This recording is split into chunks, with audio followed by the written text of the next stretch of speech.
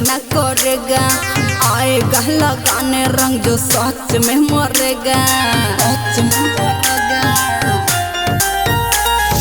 भर फागुन कोई हमको टच न करेगा, आएगा लगाने रंग जो सच में मरेगा। खमिया जो उसको भुगतना पड़ेगा।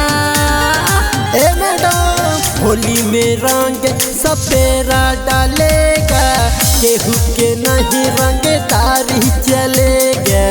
होली में रंग सपेरा डालेगा, केहू के नहीं रंगदारी चलेगा।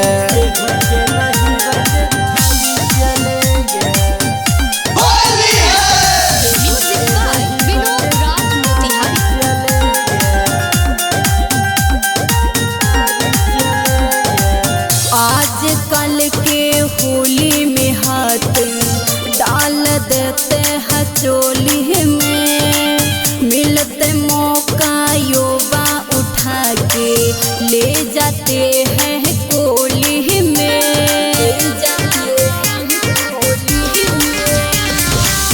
आजकल के होली में हाथ डाल देते हैं चोली में, मिलते मौका युवा उठा के ले जाते हैं कोली में। रंग से भरल पिचकारी फच फच करेगा, होली है तो थोड़ा बहुत टाच तो करेगा।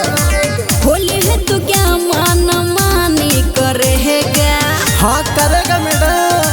होली में रंग सपेरा डालेगा, केहू के नहीं रंगदारी चलेगा। होली में रंग सपेरा डालेगा, केहू के नहीं रंगदारी चलेगा।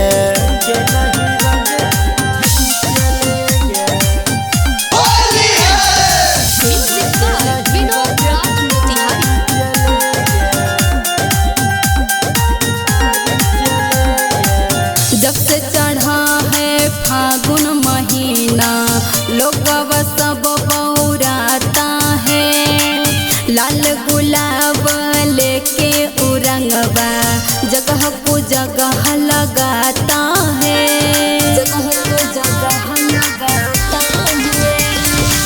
जब से चढ़ा है फागुन महीना, लोग सब बहुराता है।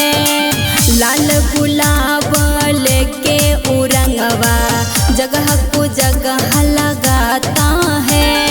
गांव का होली में मैडम ऐसा ही होता है, डालिए देता है कोई कितना भी रोता है। डालेगा राहुल धर्मेंद्र झेलेगा, झेल लेगा मैडम। होली में रंग सपेरा डालेगा, केहू के नहीं रंगदारी चलेगा।